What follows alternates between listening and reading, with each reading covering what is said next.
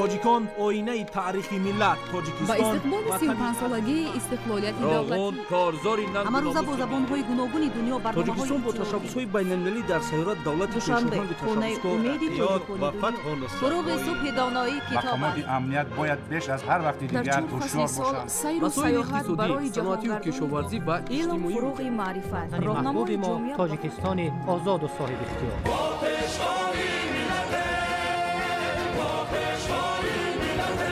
دوست باشید، اتفاق باشید، شکرانه همین دولت کنید، شکرانه همین سرزمین کنید، شکرانه کنید که چنین وطن عزیز و محبوب دارید.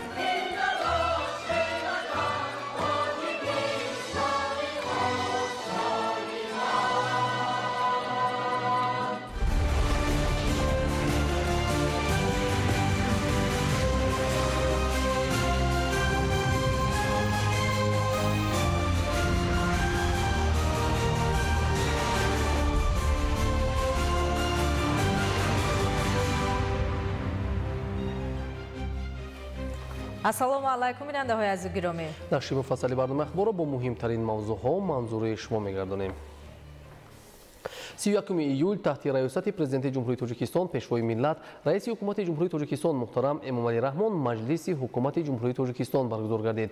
дар баробари муҳокимаи масъалаҳои рӯзномаи маҷлиси ҳукумати ҷумҳурии тоҷикистон роҳбари давлат муҳтарам эмомалӣ раҳмон барои иҷрои супоришҳо, тайёрии ҷиддӣ ба мавсими тирамоҳу зимистони солҳои 2025-2026, омодагии ҳамаҷониба ба соли нави таҳсили солҳои 2025-2026 ва вусъати корҳои ободонӣ баҳри истиқболи сазовори ҷашни умумимиллӣ 35-солагии истиқлоли давлатии ҷумҳурии тоҷикистон ба масъулини сохторҳои давлатӣ дастуру тавсияҳо доданд.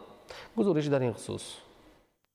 31 июл таҳти раёсати президенти ҷумҳурии тоҷикистон пешвои миллат раиси ҳукумати ҷумҳурии тоҷикистон муҳтарам эмомалӣ раҳмон маҷлиси ҳукумати ҷумҳурии тоҷикистон баргузор гардид. дар маҷлис нахуст дар бораи нақшаи амали барномаи давлатии рушди муассисаҳои соҳаи маорифи вилояти хатлон барои солҳои 2022-2027 дар марҳилаи дуюм солҳои 2025-2027 гузориши вазири маориф ва илми ҷумҳурии тоҷикистон раҳим саидзода шунида шуд. аз ҷумла таъкид гардид ки лоиҳаи қарори ҳукумати кишвар барои ҳалли мушкилоти ҷои нишаст дар муассисаҳои таълимии вилояти хатлон аз байн бурдани биноҳои дар ҳолати садамавӣ қарордоштаи муассисаҳои таълимӣ ва фароҳам намудани шароити мусоиди таҳсил мебошад. гуфта шуд ки дар доираи лоиҳаи мазкур бунёди 165 бинои муассисаи таълимӣ барои 53303 ҷои нишаст ба маблағи умумии 957 миллиону 850 ҳазор сомонӣ пешбинӣ шудааст. бо қарори ҳукумати ҷумҳурии тоҷикистон нақшаи амали барномаи давлатии рушди муассисаҳои соҳаи маорифи вилояти хатлон барои солҳои 2022-2027 дар марҳилаи дуюм солҳои 2025-2027 тасдиқ гардид. сарвари давлат муҳтарам эмомалӣ раҳмон супориш доданд ки сохторҳои марбута барои амалисозии нақшаи амали барнома тадбирҳои зарурӣ андешида ҳар сол ба ҳукумати кишвар оид ба рафти амалишавии он маълумот пешниҳод намоянд. ҳамчунин дастур дода шуд ки раванди рақамикунонӣ ва гузаштан ба низоми электронии идораи соҳа ва таълиму тарбият тезомда шуда ҳарчи зудтар ин тарзи корбарӣ роҳандозӣ гардад. таъкид гардид ки татбиқи барномаи ҳукумати электронӣ дар ҷумҳурии тоҷикистон низ дар ҳамаи соҳаҳо ҳарчи зудтар ва босамар таъмин карда шавад. дар кори маҷлис лоиҳаҳои қонунҳои ҷумҳурии тоҷикистон оид ба ворид намудани илова ба кодекси ҳуқуқбайронкунии маъмурии ҷумҳурии тоҷикистон дар бораи мақоми омӯзгор оид ба ворид намудани тағйиру илова ба қонуни ҷумҳурии тоҷикистон дар бораи маориф ва оид ба ворид намудани тағйир ба қонуни ҷумҳурии тоҷикистон дар бораи уҳдадории ҳарбӣ ва хизмати ҳарбӣ маъқул дониста шуда барои баррасӣ ба маҷлиси намояндагони маҷлиси олии ҷумҳурии тоҷикистон ирсол карда шуд. мақсад аз таҳияи лоиҳаи қонуни ҷумҳурии тоҷикистон дар бораи мақоми омӯзгор, баландбардоштани мақоми омӯзгор, ҳифзи шаъну шарафи ӯ, фароҳам намудани заминаҳои мусоиди рушди касбият ва фаъолият барои омӯзгорон ва пешбинӣ намудани имтиёзҳои бештар баҳри онҳо мебошад. ҳадаф аз таҳияи лоиҳаи қонуни ҷумҳурии тоҷикистон оид ба ворид намудани тағйиру илова ба қонуни ҷумҳурии тоҷикистон дар бораи маориф бошад мутобиқ намудани меъёрҳои қонуни мазкур ба лоиҳаи қонуни ҷумҳурии тоҷикистон درباره مقام آموزگار و همگونه‌سازی معیارهای پیشبینی نموده آنها است. در ادامه مجلس همچنین مسئله‌ها درباره برنامه امنیت عضوقواری جمهوری تاجیکستان برای سالهای 2026-2030 و درباره برنامه آماده‌سازی متخصصان از حساب جوانان برای ساحه‌های اقتصادیات جمهوری تاجیکستان در سالهای 2025-2029 بررسی شده از روی آنها قرارهای دخلدار قبول گردید. بعد محاکمه مسئله‌های روزنامه مجلس حکومت جمهوری تاجیکستان، رهبر دولت محترم امامعلی رحمان برای اجرای سفارش‌ها تیاری جدی به موسم تیرماه و زمستان سالهای 2025-2026 آمادگی همه‌جانبه به سال نو تحصیلی سالهای 2025-2026 و واسط کارهای آبادانی بهر استقبال سزاوار جشن عمومی ملی 35 سالگی استقلال دولتی جمهوری تاجیکستان به مسئولین ساختارهای دولتی دستور و توصیه ها دادند.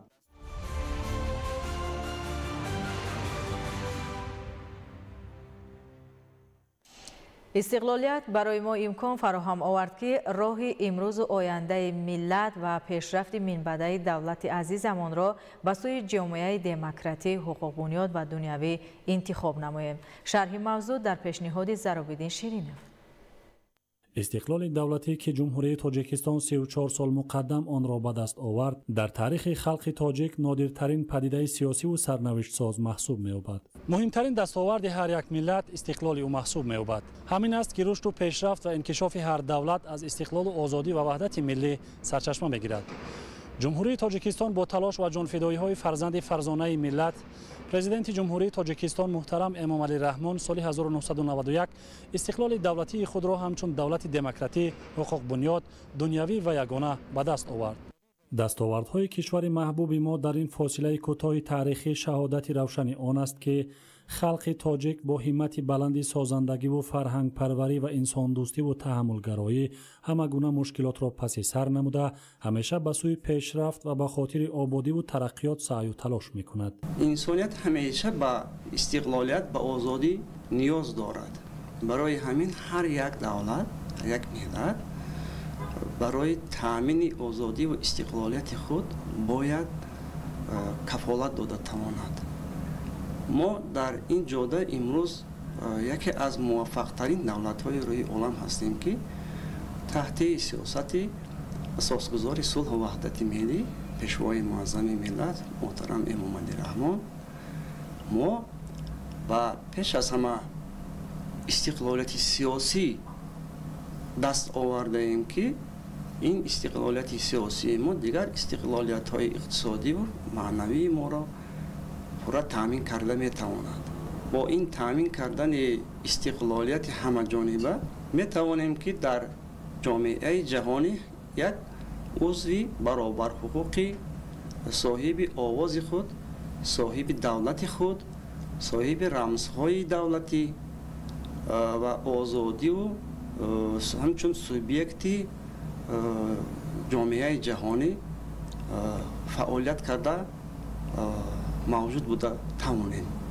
استقلال دولتی برحق آغاز دوره کاملا نو در تاریخ دولتداری تاجیکان مرحله تازه در تشکل تفکر و فلسفه دولتداری محسوب می شود. یعنی تاریخ بعد از چندین صد ساله بار دیگر به ملت صاحب تمدن ما امکانیت احیا نمودن سنت های اجدادی دولتداری را فراهم آورد و در خریطه سیاسی جهان نام دولت مستقل و صاحب اختیار تاجیکان را ثبت نمود. در پیشروی دولت تازه استقلال ما وظیفه های بسا پرمسئولیت و بزرگ پیش از همه حفظ مرز و بوم، یگانگی و اتحاد ملی، بنیاد پایه‌های دولت حقوق بنیاد و دنیوی، براه ماندن مناسبت‌های دوستانه و سودمند با کشورهای عالم و سازمان‌های جهانی، گسترش فرهنگ ملی جوابگوی به طلبات زمان معاصر قرار گرفته بودند که این همه با شرافت استقلال دولتی عملی کردید. محض جهد و تلاش و متحد گردیدن ساکنان مملکت در اطراف راهبریت دولت و حکومت و دستگیری و جانبداری آنها از سیاست سازنده پیشوای ملت، عامل اساسی رسیدن به صلح و یگانگی در جامعه گردید.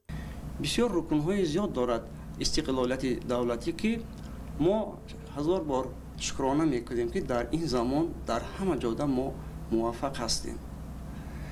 ما با تامین کردن استقلالیت اقتصادی خود توانستیم که از آباد و زیبا кардани ҳар як деҳа, ҳар як маркази ноҳия, ҳар як шаҳр то сохтмони бунёди сохтмонҳои бузурги роғун, нақбҳои бузург, шоҳроҳҳо ва дигар иқтидорҳои баланди иқтисодӣ даст ёбем. албатта кафолати ҳамаи ин муваффақиятҳои мо пеш аз ҳама истиқлолият аст, озодии сиёсии давлати мо аст. барои ҳифз кардани истиқлолияти пурраи сиёсиву иқтисодӣ дар ин замон ниҳоят мушкил сиёсати бисёр хиратмандонаву закии роҳбарияти имрӯзаи ҳукумати мамлакати мо саҳми президенти маҳбуби кишварро арзёбӣ кардан арзанда аст.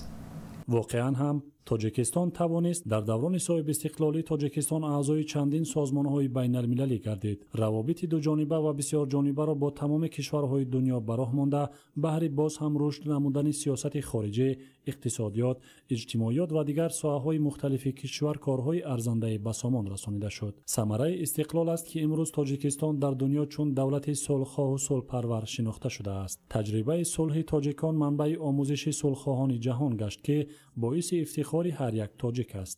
дар шароити пуртазоди ҷомеаи ҷаҳонӣ ва бархурди манфиатҳои миллӣ, таҳкими истиқлолият ва ваҳдати миллӣ барои на танҳо мардуми мо, балки барои тамоми инсоният мазмуни ҳаётан муҳим касб кардааст.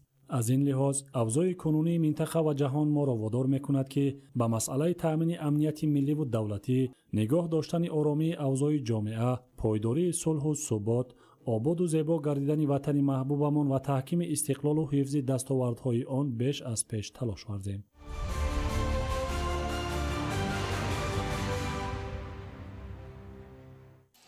дар ҷумҳурии тоҷикистон баҳри таъмини аҳолӣ бо оби нӯшокӣ тадбирҳои муассир андешида мешаванд. вобаста ба таъминоти сокинони шаҳри душанбе бо оби нӯшокӣ ҳамкорони мо гузориш омода намуданд. таъмин намудани аҳолӣ бо оби нӯшокӣ яке аз масъалаҳои муҳим дар мамлакат ба шумор меравад. ҳамин аст ки ҷумҳурии тоҷикистон дар самти таъминоти аҳолӣ бо оби нӯшокӣ тадбирҳои муассир меандешад. натиҷа ин аст ки сол то сол омори истифодабарандагони оби нӯшокӣ дар ҷумҳурӣ меафзояд.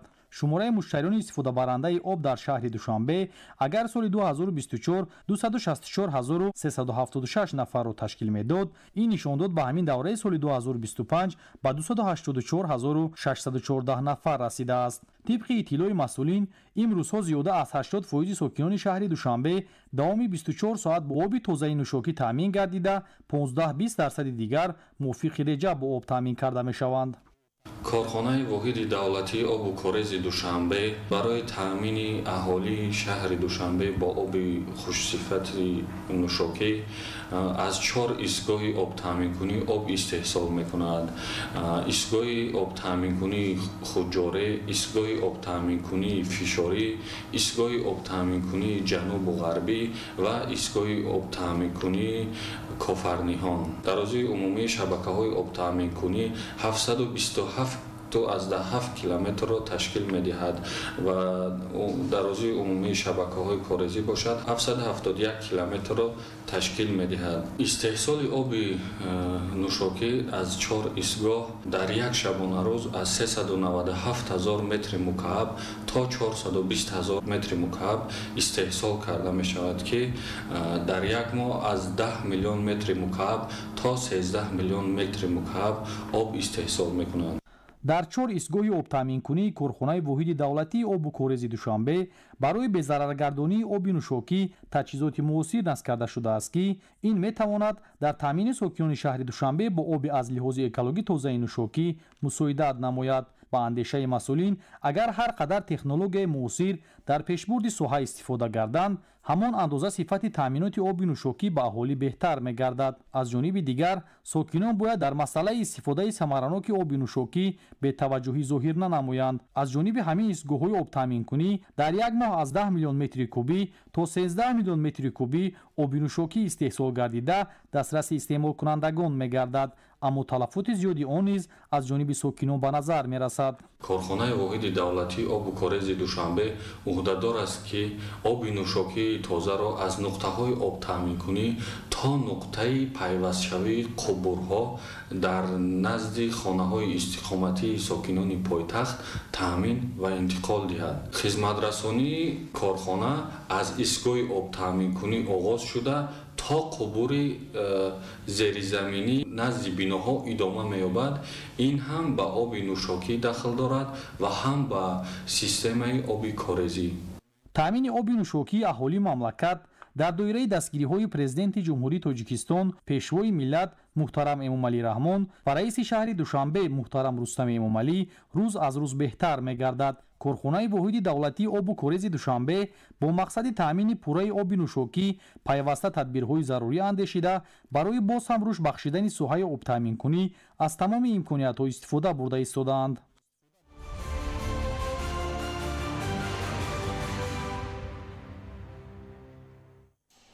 дар мавсими тобистон фаровонии маҳсулоти кишоварзӣ дар бозорҳо имкон медиҳад ки сокинон барои давраи зимистон маводи ғизоиро ба таври кофӣ захира намоянд. маълумоти бештар дар гузориши Ҳикматулло Назарзода.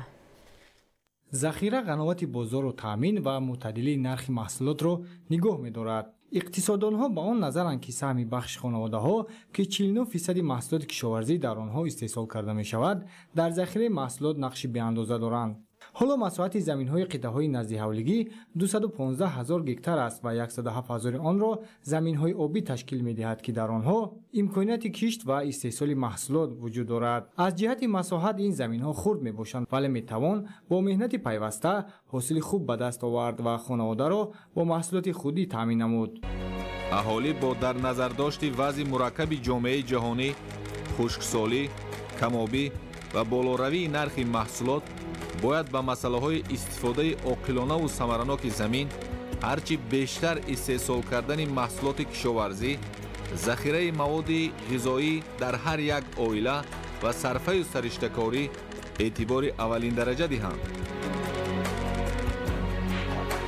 аҳамияти доштани захираи маҳсулоти истеъмолӣ бениҳоят калон аст ва бояд мо ҳамеро дошта бошем, зеро ки вобаста ба ҳамин вазъияти сиёсиву иҷтимоӣ дар дунёи муосир ба вуҷуд омада пешвои миллат доимо таъкид мекунанд ки ба аҳолии кишвар ки ҳаракат кунед ки захираи яксола, дусолаву сесоларо дошта бошед.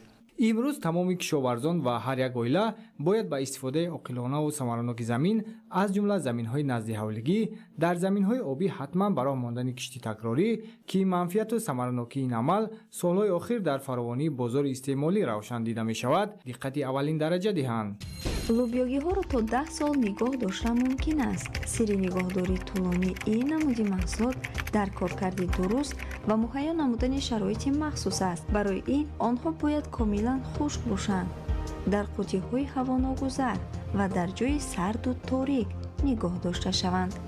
барои дар оянда барои кишт набошад, фақат барои ғизои озуқавории рӯзгордорӣ бошад, мо метавонем дар дохили ҳар як зарфи 2 литра як қошук намакро илова кунем. намак чӣ имконият медиҳад? яъне ки ҳамин консентратсияи намак каме шӯриро ба миён меорад ва дар натиҷа масалан мита ва дигар ҳашаротҳое ки мисол ворид шуданаш мумкин ҳангоми хушконидан ба воситаи гард чанг вориди ҳамин ҷо мешаванд ва метавонанд худи ҳамин маҳсулотҳои лӯбиёгиро аз дохил хӯрда сафедаву ғизонокии онро сифати молии умуман ҳаминро паст кунанд. аз ҳисоби таъсири ишқорӣ ҳамоно нест мешаванд. тибқи пешгӯии ташкилоти озуқаворӣ ва кишоварзии созмони милали муттаҳид солҳои охир бинобар тағйирёбии иқлим, хушксолӣ ва таъсири он ба соҳаи кишоварзӣ таъмини аҳолӣ бо маводи ғизоӣ боз ҳам душвор гардида истеҳсоли маҳсулот дар ҷаҳон нисбат ба солҳои қаблӣ кам мегардад. имрӯз истифодаи мақсадноки замини наздиҳавлигиву захираи маҳсулот барои давраи тираму зимистон дар ҳар як оила бояд ба як амали ҳатмӣ ва маъмулӣ табдил ёбад. бо фарорасии тобистону тирамоз занҳо маъмулан ба бозорҳо мераванд то ҳадди имкон мева ва сабзавот харидорӣ кунанд ва дар шароити хона барои зимистон мураббо омода намоянд. амалан ҳар оила онро аз меваҳои гуногун омода мекунад. агар мураббо дар хонаи салқини ҳарораташ на болотар аз 15 дараҷаи гармӣ нигоҳдорӣ шавад, муҳлати истифода будани он 2 сол аст. дар захираи маҳсулотҳои асосии истеъмолӣ ба монанди картошка, пиёз, сабзӣ ва дигар зироатҳо, полезиву лубугиҳо бахши хонаводагӣ ва ёрирасони шаҳрвандон мавқеи хуса доранд. аввалан ҳамон шаҳрванд метавонад ки эҳтиёҷоти оилаи худро дар давоми сол таъмин намояд. дуюмаш аз он иборат аст ки захира ба дар як сатҳи мӯътадил нигоҳ доштани нарх дар бозори истеъмолӣ мусоидат мекунад. истифодаи пурсамар ва оқилонаи захираҳои замин ва об барои афзон намудани ҳаҷми истеҳсоли маҳсулоти кишоварзӣ мусоидат менамояд. имрӯз агар ҳар як нафар ба худ мақсад гузошта заминҳои назди ҳавлигии худро бекор нагузораду истифодаи пурсамари онро таъмин кунад, манфиати дучанд ба даст меорад. бо ин амал метавонад даромади иқтисодии оиларо беҳтар созад.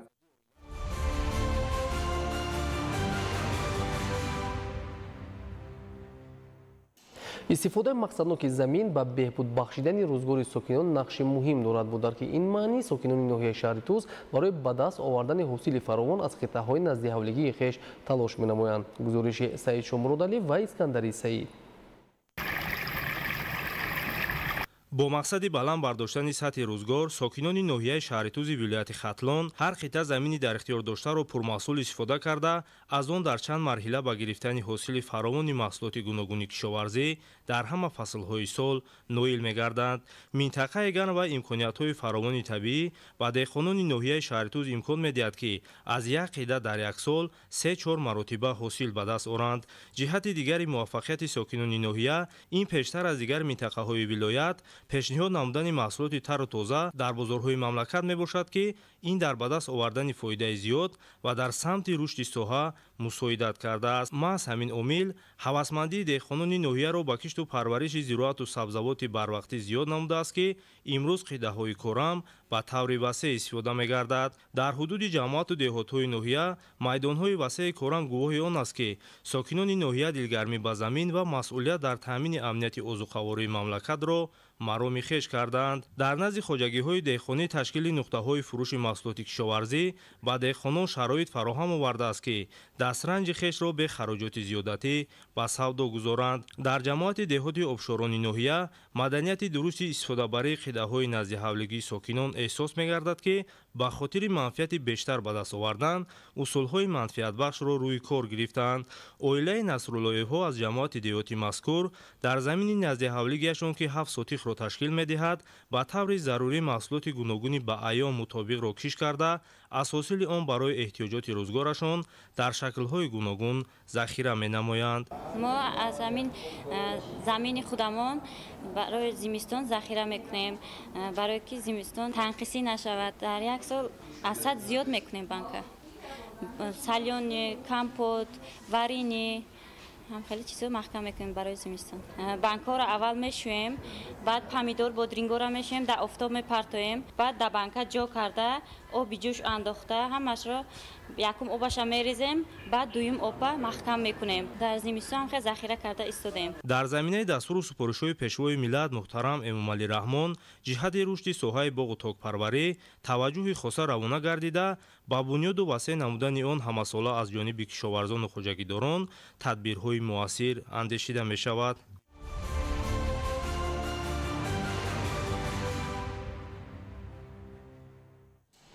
сокинони шаҳри Конибодом ҷиҳати захира намудани маводи ғизоӣ ва сух барои фасли зимистон тадбирандешӣ менамоянд.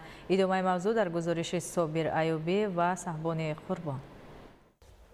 истифодаи самаранок ва оқилонаи обу замин вазифаи ҳар сокини кишвар ба ҳисоб меравад, чунки мақсаднок кишт намудани заминҳои кишоварзӣ назди ҳавлигӣ ва хоҷагиҳои ёрирасони назди корхонаю муассисаҳо ва ҳосили фаровон рӯёнидан аз он амнияти озуқавории ҷумҳуриро таъмин намуда дастурхони ҳар хонаводаро пурнозу неъмат мегардонад. сокинони шаҳри Конибодом дастуру супоришҳои пешвои миллат Эмомалӣ Раҳмонро ҷиҳати оқилонаю самаранок истифода намудани замин замин, гирифтани 2/3 ҳосил аз он ва захира намудани маҳсулот барои 2 сол иҷро намуда, барои хонаводаашон шароити мусоиди зиндагӣ муҳайё менамоянд. Дар робита ба дастуру супоришҳои пешвои миллат, президенти мамлакат муҳтарам Эмомалӣ Раҳмон сокинон ба масъалаи истифодаи оқилонаи қитъаи замини назди ҳавлигӣ ва омодагӣ ба давраи зимистон аҳамияти ҷиддӣ зоҳир карда, бо истифодаи самараноки имкониятҳои мавҷудаю дастрас чун анъана тибқи эҳтиёҷ барои аҳли оилаи худ маҳсулоти гуногунро захира намуда истоданд. Захираи маҳсулоти кишоварзиро барои гузаронидани давраи зимистон бо унвони конибодом бо тарзу намудҳои гуногун анҷом медиҳанд. Маҳсулотҳо бо роҳи хушконидан ва ё дар шароити сардхона ба таври тару тоза захира гардида, инчунин омода намудани афшураю шарбат ва хӯришу мураббо ба миқдори зарурӣ барои фасли зимистон роҳандозӣ гардидааст. Бо унвон аз сабзавоти тару тозаи замини назди ҳавлигии худ истифода намуда барои захираи зимистон консерваҳои гуногун омода намуда истоданд. Маъмура Отахонова худ омӯзгор аст, вале таҷрибаи шоистаи истифодаи замини назди ҳавлигӣ дорад. айни ҳол вақти таътиланда зимистон ба тайёрӣ дида истодаем.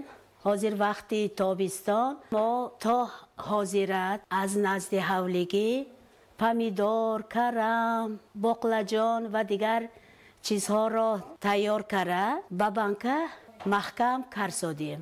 мо ин маҳсулотҳоро аз бозор намехарем.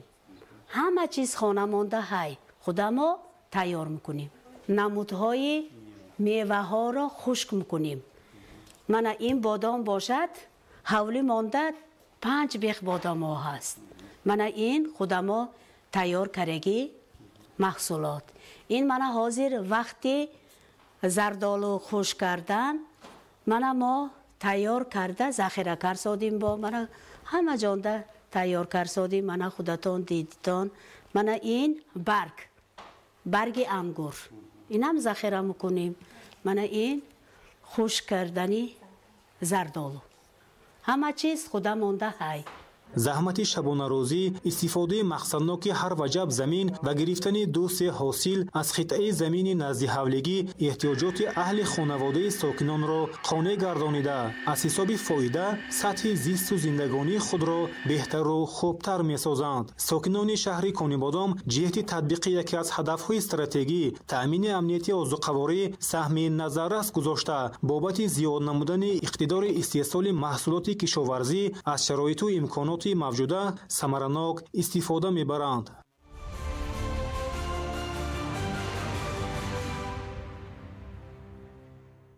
сокинони ноҳияи шаҳри нав низ дар баробари фаъолияти пурсамар дар дигар соҳаҳо заминҳои назди ҳавлигиашонро мақсаднок истифода бурда аз ҳосили маҳсулоти гуногуни кишоварзӣ барои давраи тирамоҳу зимистон захира мекунанд.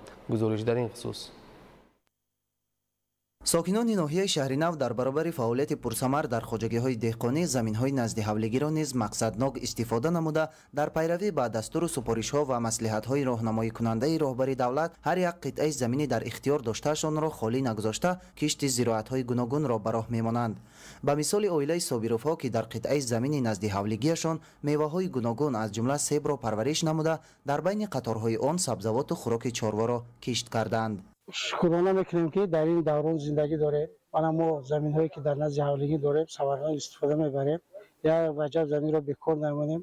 ман дар ҳоли мо мана дида истоде боғ, ангур, ҳама намуди меваҳо ҳастанд. себ барои бозор, барои рӯзғор бедаҳо бошад барои хӯроки чорво истифода мебарем. дар як тараф мана ҷувори макка, боинҷон, гулҳои ҳархила парвариш карда истодем. тадбири истифодаи босамари заминҳои назди ҳавлигӣ ҷиҳати баланд бурдани сатҳи некуаҳволии сокинони кишвар заминаи мусоид фароҳам оварда дар ин самт аз ҷониби масъулин пайваста бо сокинони деҳот корҳои фаҳмондадиҳӣ доир карда мешавад. маҳз пеш бурдани чунин корҳои тарғиботиву ташвиқотӣ имкон фароҳам овард ки имрӯз ҳар як сокини дурандешу заҳматнописанд аз имкониятҳои мавҷуда истифода намуда баҳри беҳтар шудани зиндагии худу атрофиён талош менамоянд. истифодаи дурусти заминҳои назди ҳавлигӣ метавонад буҷаи ҳар як оиларо غنی گرداند. طوری سروری دولت در برآمدهایشان قید می‌نمایند در شرایط امروزه باید هر یک عائله کشور هر پارچه زمین کارم به خصوص زمین نزد حولگی را به منفعت استفاده برده در نوبت اول طلبات عائله خود را با محصولات کشاورزی و دیگر مواد خوراکه قانع سازد و با این وسیله در تطبیق یکی از هدف‌های استراتژیک دولت تامین امنیت عضوگواری کشور سهم گذارند. این است که ساکنان ناحیه شهرنو برای غنی گردانیدن اقتصادیات عائلوی تامین اعضایان عائله با محصولات خودی و ذخیره کردن مواد عضوگواری جهت سپری نمودن دوره تیر ماه و زمستان از محصولات کشاورزی در نزد حولیه‌شان کشت شده کنسروها آماده می‌کنند. در این کار بیشتر زنان و بانوان میل داشته از حاصل میوه و سبزیجات مربای و افشوره شربت و هر گونه خورش‌ها تیار می‌کنند. در حولیه ما مثال از 8 خیلی زیاد انگور نوی انگور هست. من ای زردالو و ای گیلوس و اولوچه تا آخران میپختگی تا بادام هسته. من بیهی انار انجیر سه خیل سیاه آلو هست با شفتالو سیب ایستری همین هم ما میخوریم هم برای زمستان ذخیره میکنیم. از محصولات نزد حولیه ما افشرده ها برینی ها برای ذخیره زمستان کرده ایستاده ایم. من تا امروز من قریب 200 بانکه محکم کرده موندیم. در بیشتر موارد ساکنان ناحیه در قطعه‌های نزد حولیگیشان 2 مراتبه کشت گذرانیده از آن حاصل دلخواه می‌رویانند. مورد به ذکر است که استفاده هر یک وجب زمین‌های کارم امکانیت استحصال بیشتری محصولات کشاورزی را به وجود می‌آورد. بالوروی سطح زندگی مردم نیز از مناسبت عاقلانه به زمین وابسته است.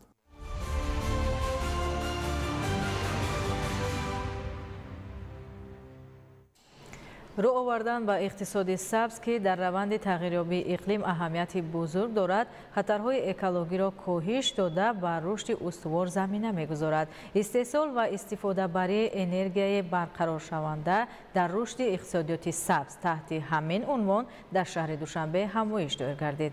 گزارش در این خصوص.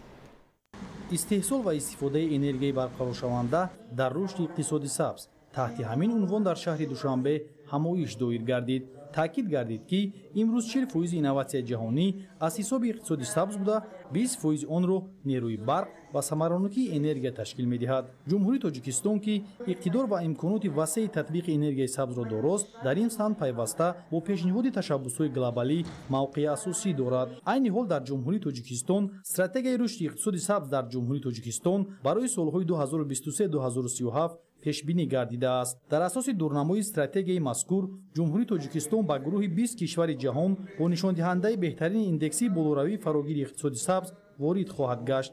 استحصال بیوگاز و بیانوری امکان می‌دهد که محصولاتی از لحاظ اکولوژی، استحصال و اهالی با سوزشواری تامین کرده شود. عملی نمودن استراتژی مذکور و تامین رشد استوار در ساحه اقتصادیات، ثبات اجتماعی، موازنت اکولوژی و بالا برداشتن سطح نیکوحالی مردم تاجیکستان مساعدت می‌نماید. استفاده ثمراناک و احتیاطکارانه ذخیره‌های طبیعی که ترکیب اساسی اقتصاد سبز را تشکیل می‌دهد، در آینده بر رشد تمام ساحه‌ها زمینه گذاشته، حفظ اکوسیستم‌ها، تشکیل مکانیزم‌های درست اداره‌کنی را تامین می‌سازد. تحلیل‌ها نشان می‌دهد که ذخیره‌های انرژتیکی برقرار شونده و از جهت اکولوژی غیر ثمراناک رو به کاهش نهادند. تطبیق اقتصادی سبز و تدبیرها برای مطابق شدن با مشکلات‌های تغییریابی اقلیم و دیگر مسائل اکولوژی نقشی مهم دارد.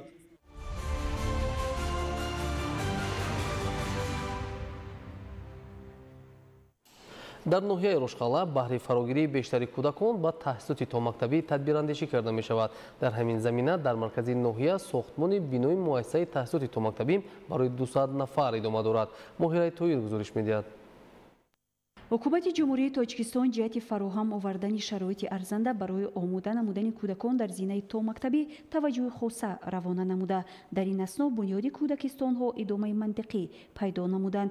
бо дар назардошти ниёз ба кӯдакистон моҳи майи соли равон дар асоси лоиҳаи пажӯҳишгоҳи илмии ҷустуҷӯӣ сани осп ва фармоиши дирексияи сохтмони иншооти ҳукуматӣ дастгоҳи иҷроии президенти ҷумҳурии тоҷикистон сохтмончиёни ҷамъияти дорои масъулияти маҳдуди амир ҳамза корҳои сохтмониро оғоз намуда имрӯзҳо хишчинӣ дар ошонаи якум дар арафаи анҷомёбӣ қарор дорад.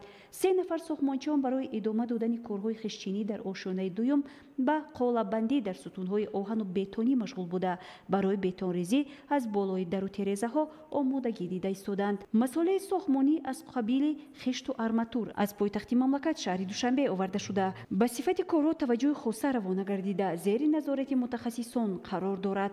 дар баробари бунёди иморату кӯдакистонҳо дар ин ҷо боз 4 майдончаи бозиҳои кӯдакона низ сохта шуда, инчунини дигар барои таъмини гармӣ дар фасли зимистон дehхонаи боғӣ низ сохта хоҳад шуд.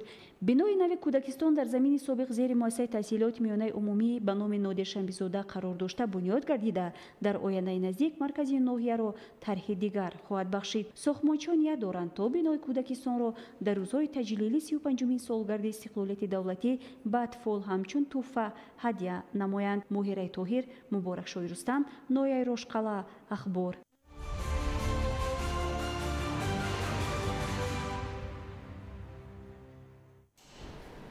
дар ноҳияи Ёвон бо ташаббуси соҳибкорони маҳаллӣ дар баробари корхонаҳои бузурги саноатӣ ва ҳамчунин бунёду мавриди истифода қарор додани коргоҳу корхонаҳои хурди истеҳсолӣ низ таваҷҷӯҳи махсус равона гардидааст.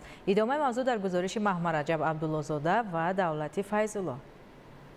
ноҳияи Ёвон ҳамчун ноҳияи саноатӣ дар ҳудуди вилояти Хатлон ба ҳисоб рафта дорои имкониятҳои васеъ барои рушди ин бахш буда сол аз сол татбиқи барномаву нақшаҳои нав дар самти тақвияти иқтидори истеҳсолӣ, ҷалби бештари соҳибкорону сармоягузорон, муҳайё гардондани ҷойҳои нави корӣ ва дар маҷмӯъ сатҳу сифати рӯзгори сокинон беҳтар гардида истодааст. фазои озоди сармоягузорӣ, ҳамкориҳои мутақобила судманд бо шарикони рушд ва шароиту имтиёзҳои пешниҳод намудаи ҳукумати ҷумҳурии Тоҷикистон имконият фароҳам овардааст, ки соҳибкорони ватанӣ корхонаҳои саноатӣ бунёд намуда истеҳсоли маҳсулоти худро ба роҳ монанд. ҷамъияти дорои масъулияташ маҳдуди шири Сорбон дар ноҳияи Ёвон яке аз корхонаҳои саноатӣ мебошад, ки ба истеҳсоли маҳсулотҳои гуногуни ширӣ машғул мебошад. корхона дорои шароиту имконоти муносиби кориву истеҳсолӣ буда бо истифода аз чунин имтиёзҳо масъулин кӯшиш намуда истоданд, ки маҳсулоти босифат ва аз ҷиҳати экологӣ тоза ба сокинон пешниҳод намоянд. соҳибкорони ноҳия дар баробари ин ҳама пешравиҳо талош намуда истоданд, ки саҳми арзандаи худро дар рушду пешрафт ва амалигардонии ҳадафи 4-уми миллӣ саноатикунонии босуръати кишвар гузоранд, то рушди иқтисодиёт тақвият ёбад ва дар самти афзун гардонидани ҳаҷми маҷмӯи истеҳсоли маҳсулоти худӣ ва таъсиси ҷойҳои нави корӣ саҳми арзанда гузошта бошанд. طول چند سال است که در کارخانه جمعیت دوره مسکن مردود سوربن کار و فعالیت میکنیم. در کارخانه ما چند تا زنهای خانه‌نشین کار و فعالیت میکنند و ما خوشحال هستیم که در شهرک ما چنین کارخانه کار فعالیت داره و ما زنان خانه‌نشین با کار دائمی تامین هستیم. شکرانه اعضا میکنیم که در این جمعیت ما صلح و آرامی هست و شکرانه اعضا میکنیم که چنین جناب عالی چنین سروری داریم که غمخوارانه به زنان و به دختران خانه‌نشین میکنند.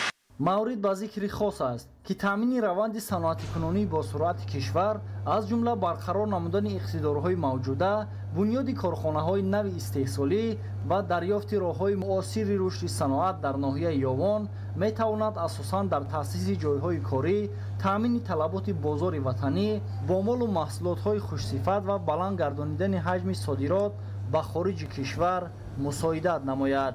дар баробари корхонаҳои азиме, ки дар ноҳия фаъолияти густурда доранд, инчунин корхонаҳои хурде ҳастанд, ки ба истеҳсоли маҳсулоти ғизоӣ машғуланд ва дар баробари фаъолияти худ бозорҳои дохилии ноҳияро бо маҳсулотҳои ватанӣ таъмин менамоянд.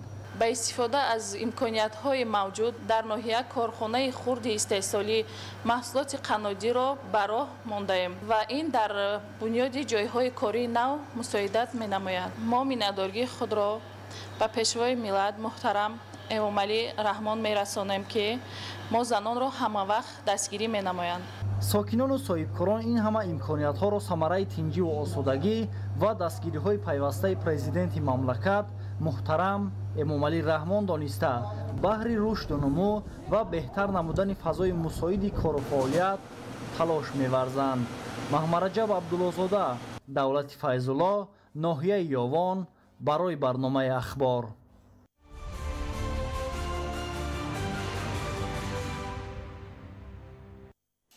در شهر استراوشان بخشیده به استقبال جشن 35 سالگی استقلال دولتی برای باز هم بلند برداشتن سطح و صفت خدمترسانی طبی به ساکنان کارهای آبادانی ادامه دارد. در این خصوص فردوس عمرов گزارش می‌دهند. боиси қайд аст ки ба аҳолии шаҳру деҳоти истаравшан тавассути як беморхонаи марказии шаҳрӣ, 3 беморхонаи ноҳиявӣ, 4 маркази диспансерӣ, беморхонаи байниноҳиявии дилшиносӣ, дандонпизишкӣ, вируси норасоии масъулияти одам, 21 маркази солимгардонӣ, 30 бунгоҳи тиббӣ, маркази солимии репродуктивӣ, беморхонаи бемориҳои сироятӣ, 35 муассисаи тиббии хусусӣ ва дигар муассисаҳои солимгардониву табобатӣ хизматрасонии тиббӣ расонида мешавад. ҷиҳати амалигардонии сиёсати дурбинонаву ободгаронии асосгузори сулҳу ваҳдати миллӣ президенти ҷумҳурии тоҷикистон пешвои миллат муҳтарам Эмомалӣ Раҳмон ба истиқболи ҷашни фархундаи 35-солагии истиқлоли давлатии ҷумҳурии тоҷикистон имрӯз бо дастгирӣ ва маблағгузории мақомоти иҷроияи ҳокимияти давлатии шаҳри Истаравшан дар ҳудуди беморхонаи марказии шаҳрӣ бинои иловагии табобатӣ бунёд гардида истодааст. дар ин ҷо алҳол корҳои нахустини кандани замин ҷиҳати бунёди таҳкурсӣ ва таҳхонаи иншоот оғоз гардидааст. тибқи нақшаи генералӣ бинои сохташавандаи соҳаи тиб аз таҳхона ва 4 ошона иборат мебошад. дар таҳхонаи иншооти бунёдшаванда ҳуҷраҳои ташхиси узвҳои инсон, лабораторияҳои мухталиф, флюорография ҷойгир карда, дар ошонаҳои дигар шуъбаю бахшҳои осебшиносӣ, раддодӣ, узвҳои дарунӣ, гӯшу гулӯю бинӣ бунёд карда мешавад. итминон меравад ки бо бунёду мавриди истифода қарор додани бинои хуштарҳу замонавӣ боз чандин нафар мутахассисони соҳаи тиб соҳиби ҷойи кор ва маоши хуб таъмин мегарданд. ҳамзамон корҳои таъмиру тармими куллӣ дар шӯъбаи бемориҳои чашм аз ҳисоби маблағҳои буҷети маҳаллии мақомоти иҷроияи ҳокимияти давлатии шаҳри Истаравшан ба андозаи 1 млн 713 000 сомонӣ идома дорад. намои зоҳирии бинои мазкур куллан дигаргун гардида, саҳни он аллакай сафолакпӯш гардидааст. таъмиру азнавсозии шӯъба тибқи лоиҳаи муосири шаҳрсозӣ ба роҳ монда шуда. сохтмончиёну таъмиргарон ҳамаи ҳуҷраҳои табобатӣ ва истироҳатиро дар сатҳи муосир анҷом дода истоданд. дар шӯъбаи мазкур системаи муҳандисӣ, таъминоти об, гармидиҳӣ, системаи воқифкунӣ аз сӯхтор ва обу коррезӣ тавассути таҷҳизоти навтарин васлу насб карда шудааст. шӯъбаи бемориҳои чашм дорои зиёда аз 20 ҳуҷраи кориву истироҳатӣ, табобатӣ ва ҷарроҳӣ мебошад. ин бино бо харҷи 1 млн сомонӣ таъмиру тармими куллӣ гузаронида, бо таҷҳизоти муосири табобатӣ ки аз давлатҳои хориҷа дастрас гардидааст, таҷҳизонида мешавад. боиси зикри хос аст ки табибону кормандони миёнаи тиббии беморхонаи марказии шаҳрӣ то имрӯз бо харҷи маблағҳои ҳукумати ҷумҳурии тоҷикистон, мақомоти иҷроияи ҳокимияти давлатии вилояти суғду шаҳри Истаравшан, дастгирии соҳибкорони ватандӯсту аҳолии саховатпеша, таъмири куллии шӯъбаҳои ҷарроҳии калонсолон, раддодӣ ва шикастабандӣ, гӯшу гулу бинӣ, таваллудхонаи марказӣ, бемориҳои асаб ва амрози мардонаву занонаро ба итмом расонидаанд ки тӯҳфаи муносиб ба ҷашни фархундаи 35-солагии истиқлоли давлатӣ шуморида мешавад. фирдавс Умаров, Мазбут Бобозода, Орзу Маъруфов, шаҳри Истаравшан, ахбор.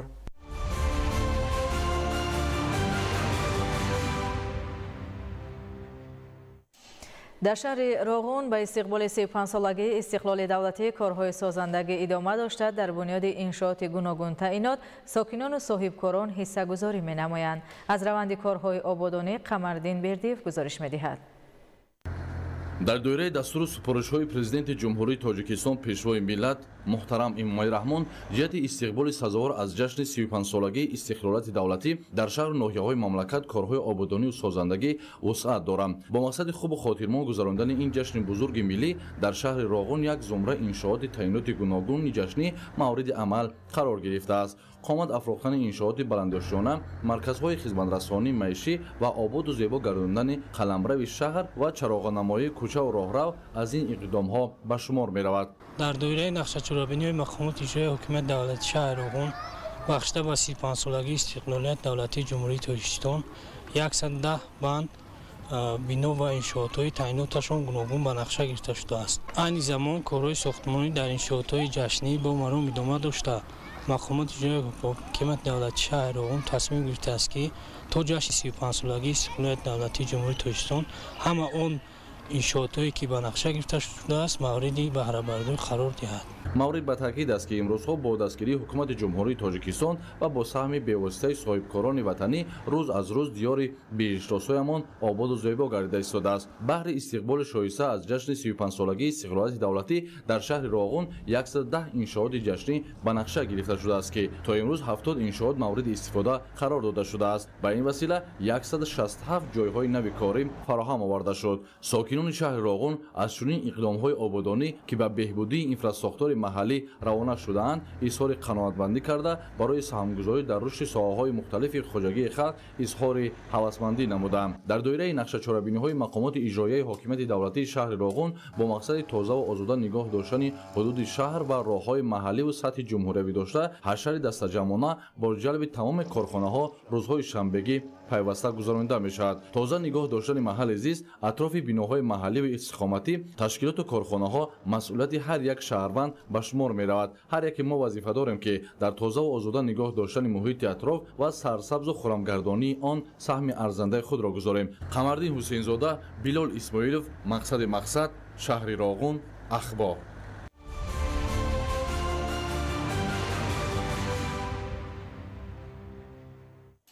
дар ноҳияи рӯдакӣ бо ҷалби соҳибкорони маҳаллӣ дар деҳаҳои коргар ва ҳоҷиёни ҷамоати шаҳраки Мирзо Турсунзода бахшида ба 35-солагии истиқлоли давлатӣ корҳои созандагии бахусус таъмиру навсозии роҳҳои мошингард бо маром идома дорад. гузориши Комрон Одиназода.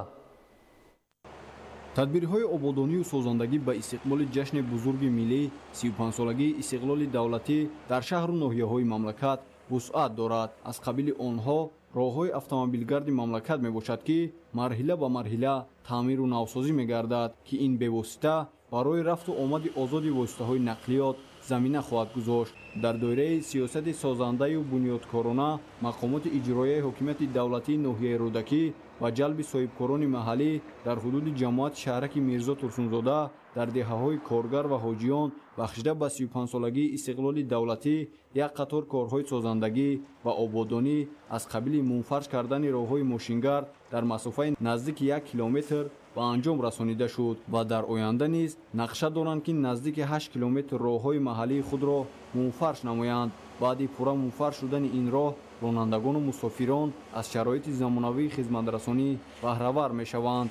дар ҳудуди деҳаҳои ноҳия корҳои ободонию созандагӣ бо маром ҷараён дошта мақомоти иҷроияи ҳокимияти давлатии ноҳияи рӯдакӣ якҷо бо сокинон барои истиқболи шоистаи ҷашни 35-солагии истиқлоли давлатӣ аз тамоми имконият истифода мебаранд.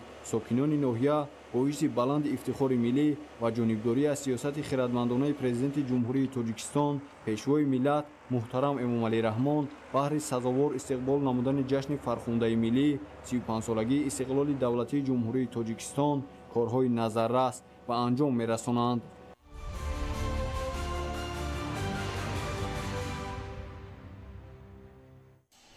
палатаи савдо ва саноати ҷумҳурии Тоҷикистон барои иштироки аъзояш ва соҳибкорони ватанӣ дар кори 16-уми намоишгоҳи дохилӣ ва хориҷӣ ҷиҳати муаррифии молу маҳсулоти истеҳсолкунандагони ватанӣ мусоидат намуд.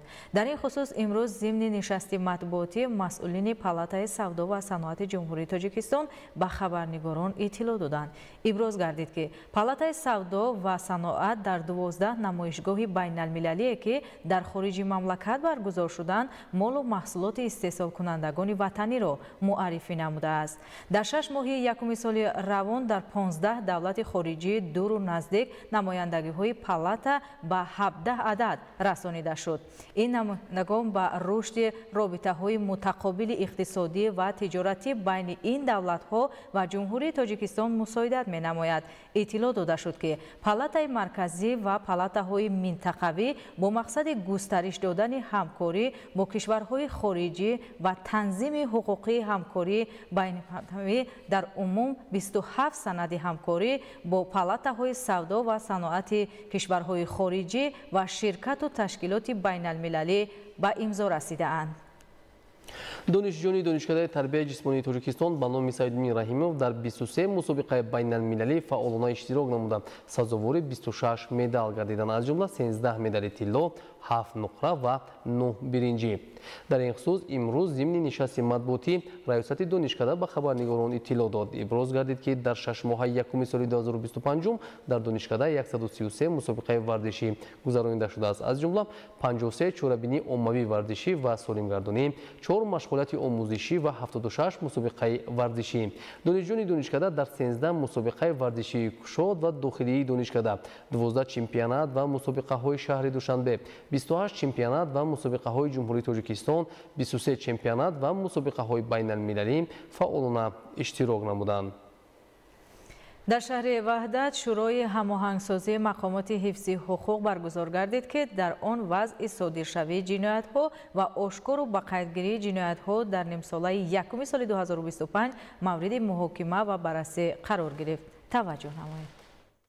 дар шӯрои ҳамоҳангсозии мақомоти ҳифзи ҳуқуқи шаҳри ваҳдат барои нимсолаи аввали соли 2025 вазъи содиршавии ҷиноятҳои авбошӣ, ошкору ба қайдгирӣ, сатҳи кушодашавӣ ва таҷрибаи таҳқиқ, тафтишоти пешакӣ ва баррасии судии ин қабил ҷиноятҳоро дар соли 2024 ки тибқи нақшаи мақомоти прокуратура дар шаҳри ваҳдат роҳандозӣ карда шуд, мавриди баррасӣ қарор доданд. дар шӯрои ҳамоҳангсозии мақомоти ҳифзи ҳуқуқ дар шаҳри ваҳдат иброз гардид ки назорати прокурорӣ дар мавриди интизоми ба қайдгирии ҷиноятҳо аз ҷониби кормандони милитсия сол то сол беҳтар гардиданд. таҳлилҳо нишон медиҳад ки ҳолати ошкоркунии ҷиноятҳои авбошӣ дар ин давра мувофиқи матлаб буда, ҳолати ошкоркунии чунин ҷиноятҳо дар давоми соли 2024 100% таъмин гардиданд ки ин аз кордонӣ ва малакаи баланди касбии кормандони мақомоти ҳифзи ҳуқуқ дар шаҳри ваҳдат шаҳодат медиҳад. тибқи маълумотҳои оморӣ дар шаҳри ваҳдат дар соли 2024 маҷмуан 88 ҷинояти авбошӣ ба қайд гирифта шудааст ки нисбат ба соли 2023 39 ҷиноят ё 79% зиёд гардидааст. ошкоршавии ин категорияи ҷиноятҳо дар соли 2024 85,23%-ро ташкил дода, нисбат ба соли 2023 1,56% паст гардидааст. давоми соли 2024 бо натиҷаи санҷиш 126 парвандаи ҷиноятӣ нисбати 158 нафар оғоз карда шудааст. аз шумораи умумии шахсони ҷиноят содир намуда дар ин давраи таҳлилӣ 104 нафар мардон, 41 нафар занон ва 13 нафар ноболиғонро дар бар мегиранд. санҷиш ва таҳлили гузаронидашуда нишон дод ки аз ҷониби мақомоти прокуратура дар шаҳри ваҳдат дар соли 2024 4 ҷинояти аз қайд пинҳон кардашудаи кормандони мақомоти корҳои дохилӣ ошкор гардида, ҷиноятҳои содиршуда ба қайд гирифта шудаанд.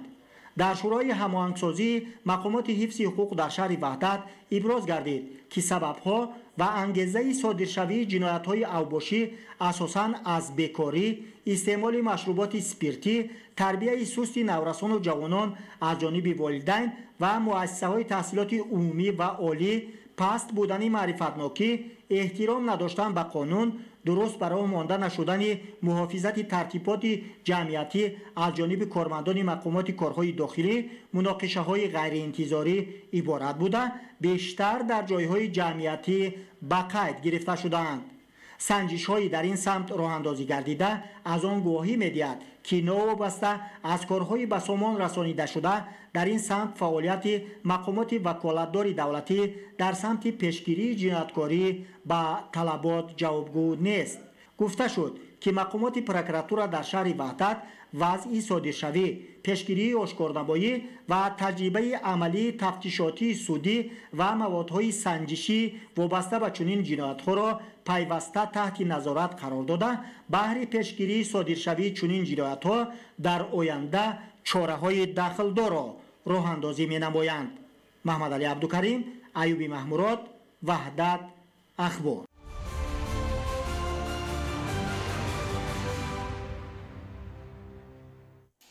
дар муассисаи таҳсилоти миёнаи касбии ноҳияи рашт аз рӯи 12 ихтисос кадрҳои соҳибтахассус ҷавобгӯ ба талаботи бозори меҳнат тайёр карда мешаванд. барои боз ҳам мустаҳкам шудани пойгоҳи моддии техникии литсей барои касбомӯзон бинои нави таълимӣ ва хобгоҳи иловагӣ бунёд мешавад.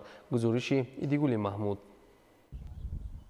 ҳукумати ҷумҳурии тоҷикистон бо мақсади боз ҳам мустаҳкам намудани базаи моддии техникӣ муассисаи давлатии таълимии литсеи касби техникии ноҳияи Рашт дар раванди барномаҳои пешбинишуда тадбирҳои заруриро амалӣ намуда истодааст. зеро бо кӯчонидани бинои таълимӣ ва дигар зербиноҳои иловагӣ аз макони пештара ба деҳаи қалъанак зарурати сохтмони иншооти нави замонавӣ пеш омад. ин аст ки аз ҳисоби маблағҳои ҳукумати ҷумҳурии тоҷикистон ва дигар сарчашмаҳои маблағгузорӣ марҳила ба марҳила бинои нави таълимӣ, хобгоҳ ва дигар зербиноҳои иловагӣ бунёд шуда истодааст. зеро барои фаъолияти бонизоми литсей зарурати сохтмони як қатор иншоот муҳиму саривақтӣ мебошад то шароити касбомӯзӣ муҳайё карда шавад. солҳои охир бинои хобгоҳ барои 100 нафар бунёд гардида дар шафати он корҳои сохтмонӣ дар бинои таълимии дуошона ва хобгоҳи дуюм иборат аз 4 ошона идома дорад. айни замон корҳои сохтмонӣ дар ошонаи дуюми бинои таълимӣ ҷараён дошта иншоот дар муҳлати муайяншуда ба истифода дода мешавад то шароити таҳсилу зисти касбомӯзон боз ҳам беҳтару хубтар гардад.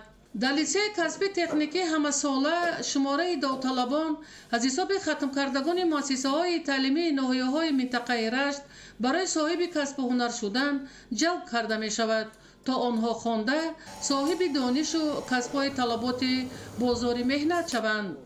соли ҷорӣ дар асоси нақшаи пешбинишудаи кумита оид ба таҳсилоти ибтидоӣ ва миёнаи касбӣ назди ҳукумати ҷумҳурии тоҷикистон вобаста ба талаботи касбҳои бозори меҳнат шумораи довталабон зиёд шудааст, зеро шароити таҳсил дар қиёс ба дигар муассисаҳои минтақа беҳтару хубтар мебошад.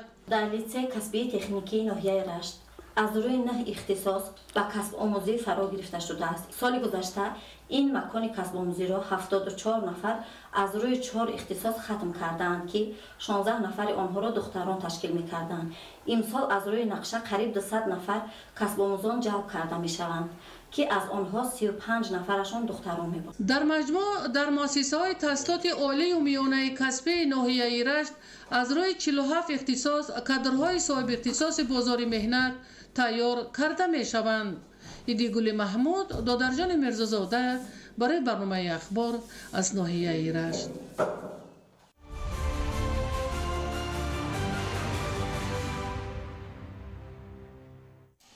дар ҷаҳон гирифторӣ ба бемориҳои диабети қанд, фишорбаландӣ ва фарбеҳӣ зиёд шудааст. омилҳои асосӣ мубтало шудан ба ин бемориҳо истеъмоли ғизои носолим, нӯшокиҳои спиртӣ, камҳаракатӣ ва сигаркашӣ мебошад. бо мақсади огоҳии мардум аз паёмади чунин бемориҳо ва ташаккули тарзи ҳаёти солим дар боғи фарҳангию фароғатии шаҳри Бӯстон чорабинӣ доир карда шуд. гузориш дар ин хусус. ташаккули тарзи ҳаёти солим ва муносибати масъулиятнок нисбат ба саломатӣ ба сатҳи маърифату маданияти ҳар шахс вобаста аст. бинобар ин солим будан бояд талаботи ботинии ҳар инсон бошад.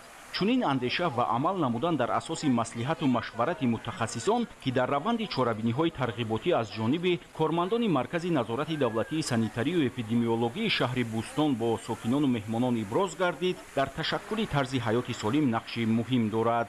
чунин як чорабинӣ дар боғи фарҳангию фароғатӣ ба номи Садриддин Айнӣ доир гардид.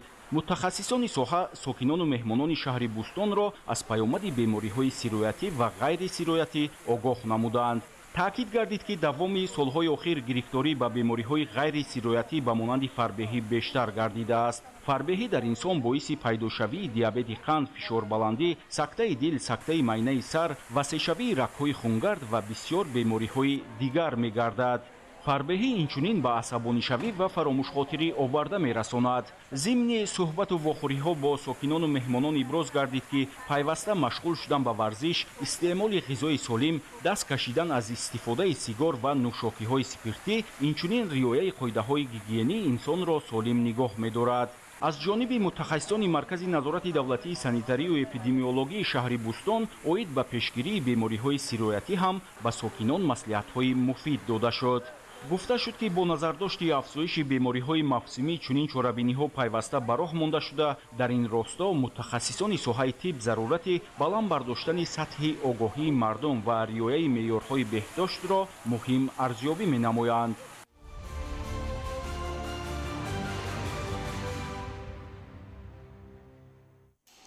дар қисми шарқии Гана бар асари фурӯ рехтани як кон 4 нафар ба ҳалокат расида, 20 каси дигар дар зери харобаҳо дар монданд. Шарҳи хабарҳои хориҷи кишвар дар таҳияи ҳамкоронамон. сӯхтори ҷангал ба минтақаҳои сайёҳӣ таҳдид мекунад. мавсими истироҳат дар авҷ аст, вале дар баробари рӯзҳои офтобӣ хатарҳо низ афзоиш меёбанд. гармии шадид, сӯхторҳои ҷангал ва ноустувории сиёсӣ дар як қатор кишварҳо ба ҷуғрофияи маъмулии таътили тобистона таҳдид мекунанд. ҳодисаҳои бештари гармии тоқатфарсо бори дигар устувории бахши сайёҳӣ дар кишварҳои баҳри миёназаминро зери шубҳа мегузорад. сӯхтори беш аз 1000 дар Юнон идома дорад. ҳарорати ҳаво то ба 44 дараҷа расида, вазиши шамол ба паҳн шудани сӯхтор боис мегардад. давоми 24 соати сипарӣ шуда ба кормандони хадамоти оташнишонӣ муяссар гардидааст ки танҳо аз 52 сарчашмаи сӯхтори ҷангал 44 тоашро хомӯш намоянд. чунин вазъият дар Туркия низ ба қайд гирифта шудааст. давоми чанд рӯз мешавад ки дар музофотҳои гуногуни кишвари мазкур сӯхтори беш аз 1000 идома дорад. ҳарорати ҳаво ки беш аз 50 дараҷаро ташкил медиҳад, ба паҳн шудани сӯхтори беш аз 1000 боис мегардад. ҳолати мураккаб дар шаҳрҳои истироҳати Анталия, Бурса, Мирсин, Карабук, Билежик ва Измир мушоҳида карда мешавад. вобаста ба сӯхтори ҷангал дар шаҳри Измир ва Билежик ҳолати фавқулода эълон гардидааст. сӯхтор қаторкӯҳҳоро фаро гирифтааст, вале ба мавзеъҳои сайёҳӣ ҳанӯз осеб нарасидааст. меҳмонхонаҳо ва фурудгоҳҳо мӯътадил кор мекунанд. ба гуфтаи мақомоти дахлдор айни ҳол дар кишвар 84 сарчашмаи калони сӯхтори беш аз 1000 амал мекунад. барои хомӯш намудани сӯхтори ҷангал 25 000 нафар корманди хадамоти оташнишонӣ бо техникаҳои махсус ба таври шабонарӯзӣ фаъолият доранд. минтақаҳои қисми шимолу марказии Португалияро сӯхтори беш аз 1000 фаро гирифтааст. дар рафти корҳои сӯхторхомӯшкунӣ 11 корманди ин ниҳод захмӣ гардиданд. вазъияти мураккаб дар минтақаи Арука ба қайд гирифта шудааст. минтақаи Арука 300 километр дур аз пойтахти мамлакат шаҳри Лиссабон воқеъ аст. ба гуфтаи кормандони хадамоти дахлдор дар минтақаи Арука 3 сарчашмаи калони сӯхтори ҷангал сабт шудааст. вазиши шамол ва ҳавои гарм барои хомӯш кардани сӯхтор халал ворид менамояд. давоми як шабонарӯзи охир алангаи оташ ба боғи миллии Пене де Герес паҳн шуд. боғи мазкур дар наздикии сарҳади Португалия бо Испания ҷойгир аст. барои хомӯш намудани сӯхтор кормандони хадамоти оташнишонӣ фаъолият доранд. дар сатҳи Амазонаси Венесуэла як тайёра ки он ба қувваҳои ҳарбии ҳавои кишвари мазкур тааллуқ дошт суқут кард. бар асари ҳодиса 7 нафар ба ҳалокат расида, 3 каси дигар захмӣ гардиданд. аз рӯи маълумоти расида ҳавопаймои ҳарбӣ ҳангоми интиқол додани сокинони таҳҷоӣ бо сабабҳои номаълум ба фалокат дучор шудааст. мувофиқи маълумоти пешакӣ сабаби суқут намудани тайёраи ҳарбӣ дар ду фарзия номусоидии вазъи ҳаво ва сар задани нуқсони техникӣ арзёбӣ мегардад. дар як корхонаи истеҳсоли маводи пиротехникии Таиланд таркиш рух дод. дар натиҷа 9 нафар ба ҳалокат расида, чанд каси дигар бо ҷароҳати гуногун ба беморхона интиқол дода шуданд ки табибон вазъи саломатии 2 тани онҳоро вазин арзёбӣ мекунанд. аз зарбаи таркиш бинои корхона хароб гардид. эҳтимол шумораи ҳалокшудагон афзоиш ёбад, зеро ба гуфтаи кормандони хадамоти дахлдор дар зери харобаҳои бино одамон дармонданд ки то ҳол шумораи онҳо муайян нест. дар бораи сабабҳои рух додани таркиш маълумот дода нашудааст. дар маҳалли ҳодиса кормандони хадамоти дахлдор барои пайдо кардани бенишонгаштагон ва бартараф намудани харобаҳои бино фаъолият доранд. ёдовар мешаванд ки моҳи январи соли 2024 бар асари рух додани чунин ҳодиса 23 нафар ба ҳалокат расида буданд. дар ҷопон давоми як ҳафтаи охир бар асари гармии шадид 18 000 нафар бо нишонаҳои гармузадагӣ дар беморхонаҳо бистарӣ карда шуданд ки бештари онҳо сокинони аз 65 сола боло мебошанд. вобаста ба ин дар чанд минтақаи ҷопон огоҳии гармӣ эълон шудааст. тибқи маълумоти агентии обу ҳавошиносии маҳаллӣ дар 14 шаҳри кишвари мазкур гармии тоқатфарсо сабт гардидааст. айни ҳол дар пойтахти ҷопон ҳарорати ҳаво 37 дараҷаро ташкил медиҳад. вобаста ба ин мақомдорони маҳаллӣ гузарондани ҳар гуна чорабиниҳои оммавиро дар муассисаҳои таълимӣ ва боғчаҳои кӯдакона манъ карданд. табибон ба сокинон дар чунин рӯзҳои гармӣ тавсия медиҳанд ки бисёр об нӯшанд ва аз гашту гузор намудан дар кӯчаву хиёбонҳо худдорӣ намоянд. ёдовар мешавем ки соли 2024 дар минтақаҳои гуногуни ҷопон бар асари гармии тоқатфарсо 30 нафар фавт дида буданд. дар як корхонаи сӯзишвории биологии штати Небраскаи Иёлоти Муттаҳидаи Амрико таркиш ба амал омада, сипас сӯхтор сар зад ки боиси бенишон шудани 3 нафар гардид. аз зарбаи таркиш қисми бинои корхона хароб шуд. ба гуфтаи масъулини корхона ҳангоми рух додани таркиш дар дохили он 3 коргар қарор доштанд. то ҳол дар бораи сабабҳои ба амал омадани таркиш маълумот дода нашудааст. барои хомӯш намудани сӯхтор кормандони хадамоти оташнишонӣ соатҳо фаъолият карданд. шумораи ҳалокшудагон дар қисми шарқии румыния бар асари боришоту обхезии шадид ба 7 нафар расида, тақдири чанд каси дигар номаълум боқӣ мемонад. ҳавошиносон иброз медоранд, ки давоми як шабона рӯзи охир дар минтақаҳои қисми шарқии кишвари мазкур меъёри боришоти як моҳа ба қайд гирифта шудааст. ҳолати пешомада боиси фаромадани ярҷ ва обхезӣ гардид. дар пайи боришот садҳо бинои истиқоматию маъмурӣ зери об монданд. кормандони хадамоти дахлдор аз минтақаҳои зери хатари обхезӣ қарор дошта, сокинонро ба ҷойҳои бехавф мекӯчонанд. туғёни об роҳу пулҳои нақлиётгардро хароб карда, хатои интиқоли нерӯи барқро корношоям намуд. ҳамчунин дар пайи номусоидаи вазъи ҳаво фаъолияти муассисаҳои таълимии миёна ва боғчаҳои кӯдакона қатъ карда шудааст. дар пайи боришот бархе аз минтақаҳои аҳолинишин ба дарё табдил ёфта, ҳаракати ҳама гуна нақлиёт дар роҳҳо ғайриимкон гардидааст. дар робита байни сокинон дархост карда шудааст, ки аз истифодаи нақлиёти шахсӣ худдорӣ намоянд. барои бартараф намудани оқибатҳои боришоту обхезӣ кормандони хадамоти дахлдор фаъолият доранд.